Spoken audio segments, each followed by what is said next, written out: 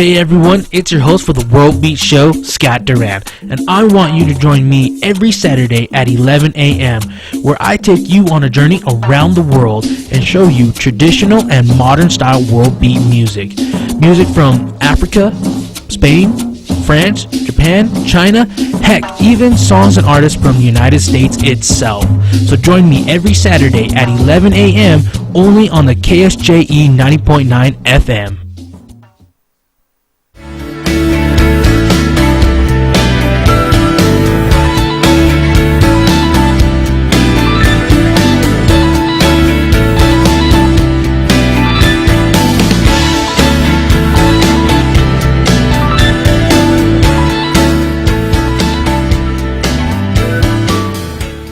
Ten minutes past 8 o'clock. It is Wednesday morning. It is the 8th day of October, 2025. Good morning, everybody. I'm Scott Micklin. Thanks for tuning in to KSJE 90.9 FM over the air right here in San Juan County, New Mexico. In Durango, Colorado, we broadcast at 103.3 FM. And if you're listening to my voice anywhere else on Earth, you've gone to our website to do that, ksje.com, or maybe you're listening through the new KSJE app. Wherever it is, it's great to have you here, everybody. Thank you for joining us. Also, welcome to our viewers who are watching the program this morning. The video is streaming out live to the KSJE Facebook page and also to our YouTube channel. So glad that you're all with us this morning, because coming up, we are sharing some important health information about flu season, vaccines, and more. That is coming up in the next few moments with my guest from San Juan Regional Medical Center, so stay tuned for that. Coming up right here on KSJE. Then later on this hour, we'll be checking in with Basin Health Companies, the Basin Good Neighbor Foundation, about NeighborFest 2025. That is coming up soon. We'll let you know all about that event and what the money goes to and all of that. Details coming up at 8:50 here on KSJE. Then we'll take you to Roving with the Arts. That's our classical music program with Mick Hess. It starts at 9:06, a special 90-minute version of Roving with the Arts on Wednesdays, because it takes us to 10:30, and right on Four Corners, our local and regional author program. Delcherie Gladden this week is speaking with author Suzanne Stauffer about her latest book called Fried Chicken Castaneda. That's coming up today at 10:30 on KSJE. Don't forget, you can also connect with us on other social media platforms like Instagram, Blue Sky, and X. And if you're a podcast listener, we've got podcasts for you. Local podcasts, wherever you listen to podcasts. So subscribe for free and check it out. Maybe discover a new local program that you may have missed. Or even better yet, download the new KSJE Radio app. It's available now at the App Store and Google Play. Podcasts are right there in the app. You can also listen live and stay connected when you're on the go. Outside our studios here at San Juan College, it is a partly sunny Wednesday morning, 54 degrees at the moment. We're expecting a partly sunny day today, the high nearing 80 degrees again. Cloudy overnight, partly cloudy overnight, low 58. Then tomorrow, take a look, a chance of showers on Thursday, maybe about a 50% chance of showers tomorrow, with a high of 76. More chances for rain Thursday night, the low 61, and then more chances for rain on Friday and Saturday perhaps, with highs around 73 on Friday, only getting to 65 on Saturday. I'll be back with my guest from San Juan Regional Medical Center right after this on KSJE. KSJE is supported by San Juan Regional Medical Center. The caregivers of San Juan Regional Medical Center are committed to bettering the quality of life, health, and care of individuals, families, and our communities. Life is their sacred trust. Better is their mission. Here is their home. San Juan Regional Medical Center, improving the health of the Four Corners since 1910.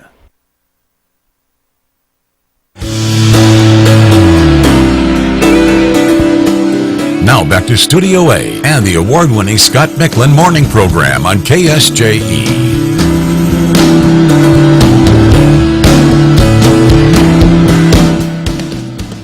My guest on the program this morning, as I mentioned, from San Juan Regional Medical Center, we have Blaire Chatterton here this morning. She is the Director of Nursing Professional Development at San Juan Regional Medical Center. Good morning. Good morning. Thank you so much for having me here today. Thank you for coming in to share some information about the job that you do and, of course, the upcoming flu season in the area. And that's something that I know everyone is kind of watching and waiting for.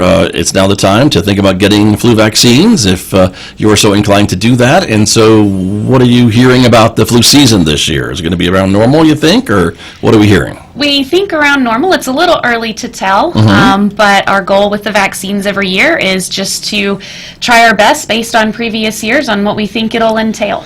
Right, and that's how it's been going, and I think, a lot of the scientists and others, they kind of watch the flu season in the southern hemisphere kind of to see how it's going, and then could try to predict maybe what strains are most active, I suppose, right? Yeah, exactly. Most active, most prevalent. Right, and then try to get the vaccine to match that. Match that, yes, sir. Got it, very good. And so folks are probably hearing a lot about vaccine clinics coming up, opportunities to get flu vaccines. The hospital has set up a couple we want to let folks know about, right? So Yes. those are coming up soon, I think. Yes, sir. So we have one scheduled for October 25th. Right. It's a Saturday starting at 9 a.m. in the morning. We will go just until we run out of supplies for that day. Okay. And then we will have another clinic on Saturday, November 1st, also at 9 a.m. Keep going until we run out of supplies there as well. Okay, and you were telling me that usually that's around noon, just kind of depends on Yeah, it the can be numbers of around people that noonish. show up. Yeah, but the more that come, the earlier we'll finish up. Right. But we'll be there till we are out to serve our community. Okay, but it all starts at 9, and these are kind of drive-through situations. Yes, and folks can- drive-through clinics. If you come in the corner of Maple and Schwartz, right there by the hospital, there will be flags and signs set up to guide you right through. Don't even have to get out of your car, and we'll take care of the rest. Just roll up your sleeve, and you're all set. Yes, sir, exactly. That's how it works. So that's great, and that's a great reminder. And of course, whenever we talk about shots and vaccines, I always remind folks, if you have any questions about the shot or a vaccine for you or your family, just check in with your primary care provider and ask them all the questions that you might have. Yep, exactly. Always, if you have any questions, concerns, anything, that's your first go-to is your primary care provider. Gotcha. Very good. And again, we have seen, though, how important vaccines can be in a large population to help kind of control some of these things. And I know some folks would say, I get this flu shot every year and then I get sick. And, why is that? Why does that happen to me? Am I catching the flu or what have you? And I know that's not the case at all, right? Correct. You cannot get the flu from the flu shot. However, just like we were talking about a few minutes ago, the shot, the scientists do their best to predict what it will be like, but there's no 100% guarantee. However, getting the vaccine can greatly, greatly decrease your chances of getting the infection for sure. Right. And I guess if you do end up getting the flu, it's a lesser, maybe the symptoms and the issues associated with the flu are lessened if you have Yes. the vaccine. Isn't that kind of also true? Yes, absolutely. Because I've heard from folks who've gotten the flu and they go, never again. I'm Yeah. not going to skip It's the pretty shot rough. ever again if I have to do that. So Yes, it definitely helps. it really knocks you out for a while, and so Yes. that's important. And I guess we see these things more during the winter months because of just our lifestyle changes. We're more inside. We're maybe more in close proximity to people, and the windows are closed and things like that. Is that kind of what causes more cases of Exactly. flu and other colds and stuff in the winter? Yep, exactly. Everybody being close together, indoor activities, and you think about the holidays, we're coming together in bigger groups, and things like that too is definitely a huge contributing factor. Right. Other things that you can tell us about, hints to just try to keep from spreading the flu or the cold or whatever. I think we're pretty good at some of these things after the pandemic, but it always bears repeating, I think, for folks, right? Absolutely. It never hurts to have the reminders. Yeah. The first thing I'll tell people is definitely wash your hands often. Try not to touch your nose and mouth if you're out and about. Keep your little hand sanitizer with you and use that as regularly as you can. Covering your coughing, your sneezes, whether that's coughing into your arm or with a tissue. If you use that, make sure obviously you're throwing it away. Right. And always clean your hands after that as well. Stay home if you're sick. If you're not feeling well, that protects both you and the community. It's not just about us, it's about keeping others around us safe. So make sure that you're staying home, and your body needs rest if you're sick. Even if it's not the flu, you're not sure what it is, it's a cold or anything else that is going around, you definitely need to stay home and keep yourself safe and everybody else safe. Right. Keeping the air fresh if you can. I know it's harder in the winter, it gets a little chilly, but if you can keep your windows open or have an air purifier, things like that can also help too, and just that fresh airflow. Getting plenty of sleep, eating nutritious meals, just taking care of yourself, keeping your immunity up is also helpful. And then the last, I guess, biggest tip that I have is try to avoid the hospital if you are not ill, and keep our community safe that way as well, to not be around all of the other people that are in there that are ill. So if you need to go in for a visit for any reason, try not to take the whole family with you that is doing well.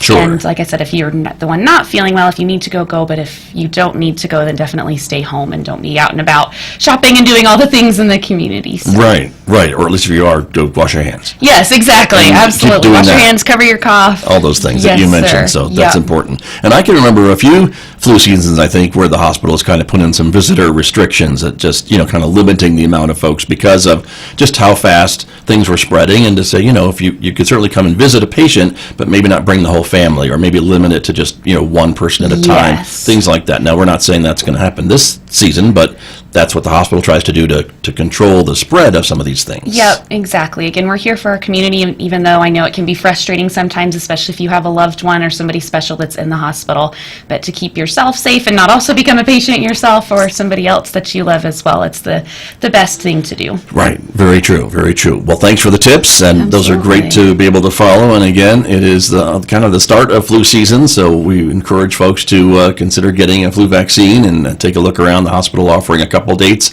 in late October and early November, or maybe your primary care physician has, I'm sure, the flu shot, or pharmacies are starting to get them and roll them out too. So tis the season, as we say. And so, but I wanted to ask you a little bit more about the work that you do at the hospital too, Blaire Chatterton, because you wear a number of, I think, different hats. Yes. And so let's start with your title, about talking a little bit about the Director of Nursing Professional Development. And so you are working with your other nurses there to help them learn more about the profession? Yes, so there's a lot that nursing professional development entails.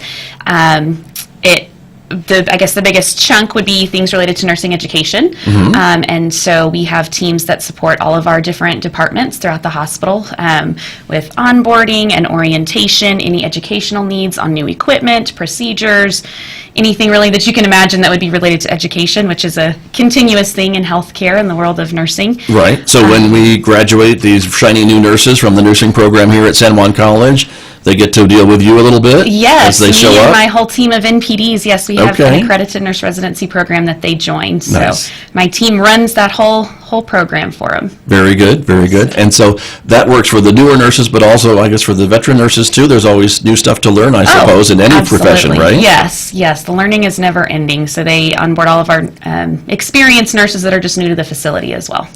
Very good. Yes. Got you. And is that, how long does that take about, or is it ongoing, I guess? Oh, the education, the onboarding, it just depends on where they're working. The education, though, is ongoing always. The needs can change, Right. obviously, but yeah, ongoing, never ending. Is there anything that you have seen from your job in this capacity that's kind of shifted over the years? Is it more of a focus on patient care or bedside manner or things like that, or other things that I'm not thinking about? That's a tough question. Is it a tough? I didn't mean to throw a tough question at you, no, but I was just curious. It's a good question. Probably a lot toward patient safety, Okay. and how we can do those things better, and then just a lot toward just changes in medicine of just advances in technology. And I haven't had a patient ever have this new procedure before, so what does the care look like for them? What should I expect?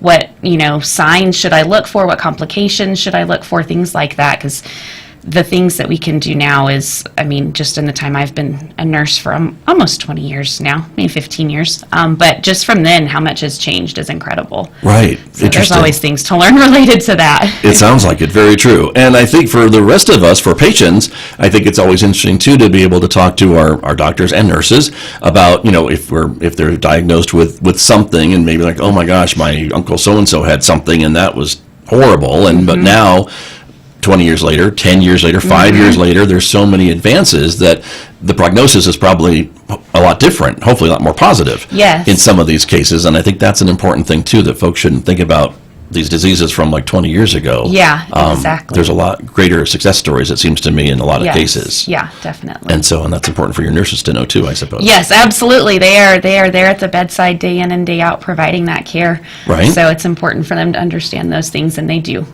Very good, very good. Now, that's just one part of your job, as you were Yes, telling sir. me, because you do some other things, a lot of other things at the hospital. Talk to me a little bit about the other duties that you have. So another team that falls into my little world is our vascular access team. We were talking about Miranda, our vascular access coordinator, was here Just did recently. a whole show about that. Yes. That's right. Yes, so we have a fabulous team of just 2 full-time vascular access specialists that help with all things related to that throughout the team, different types of access lines and that sort of thing. They are fabulous. For folks who are listening, that's all like that IVs and things like that. That's what we're talking about, Yes. right? The vascular access. Yes, So- I almost kind of went deeper, and then I was like, well, that's kind of my That's okay. world and language. No, that's all right.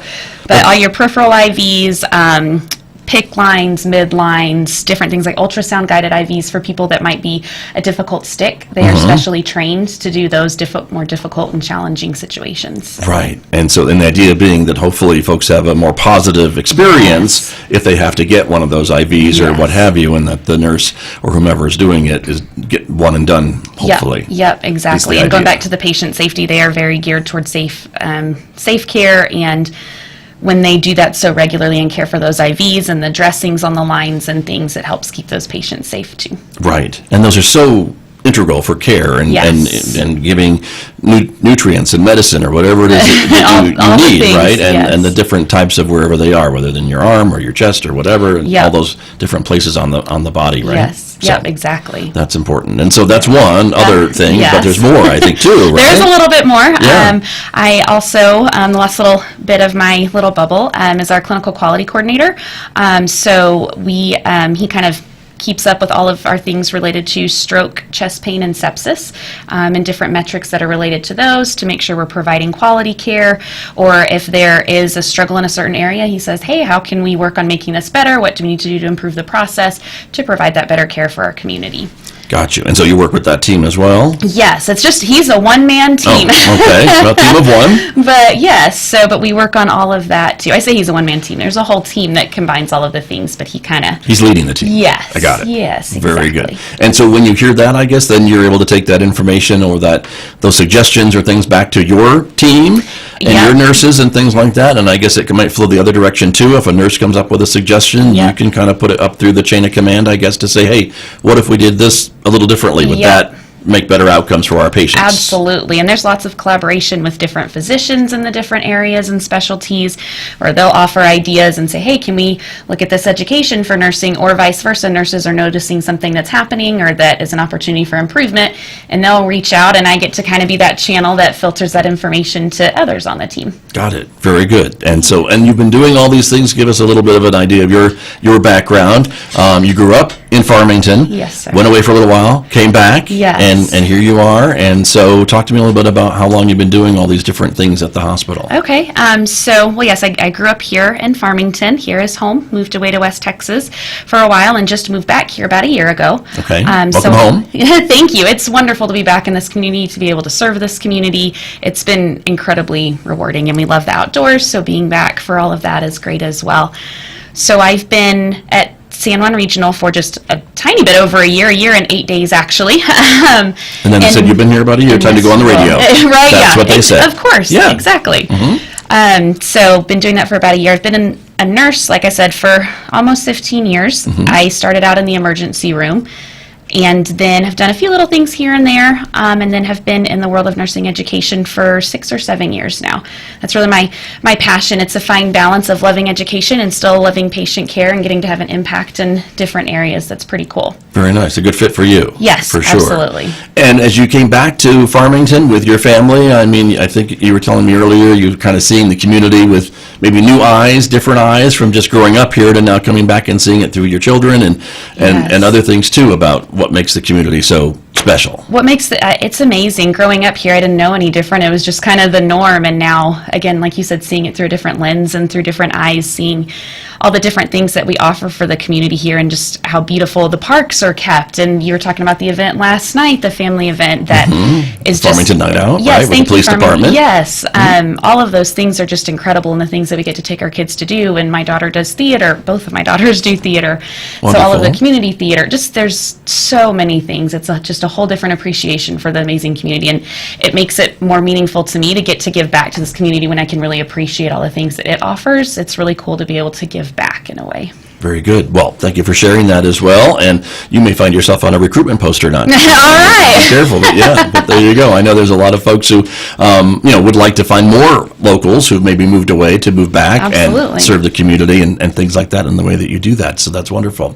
Looking ahead, is there some things that you're watching when it comes to either one of your various job responsibilities, whether it's professional development or other areas of things coming down? Do you have to stay kind of up on current trends and things in your job? Up on all of the things, Right. Things that are related to the specific education, things we are working toward our chest pain accreditation, and getting very close. Hopefully that'll happen before the end of this year. Okay. So all the things that are required for that, different metrics and standards and policies and protocols, there's just lots. It's a continuous keeping up. I'm sure very much. You mentioned this chest pain accreditation. I know the hospital takes very seriously all of its accreditations and all of its areas and departments, and it's almost an all hands on deck type of thing, because a lot of these things maybe have to flow through various departments and things like that as the folks are looking at a facility for accreditation. Is that kind of the same thing with this chest pain accreditation? That Yep. a lot of different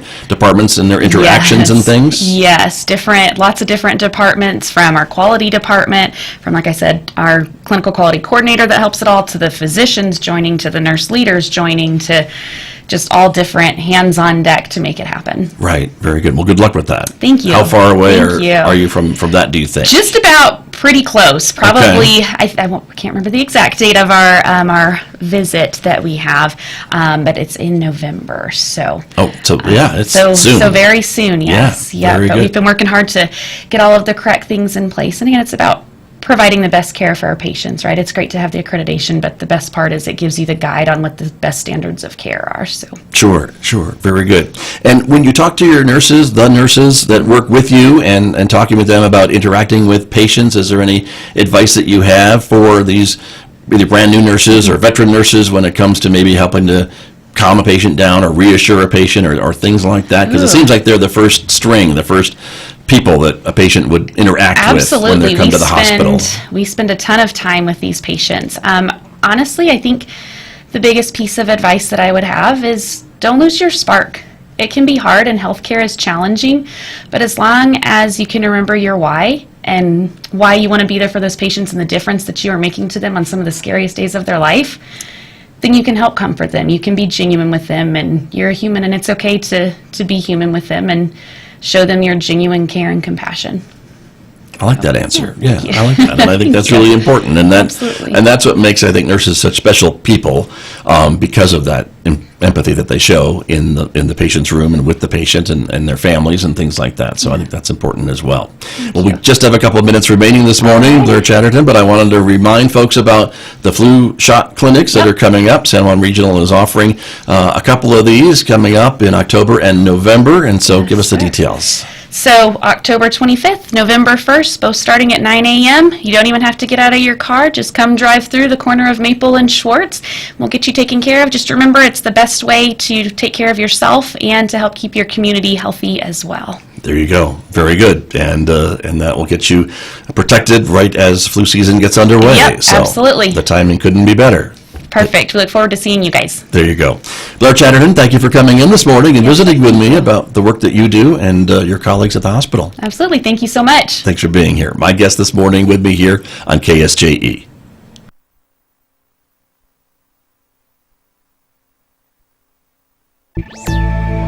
AI slop is all over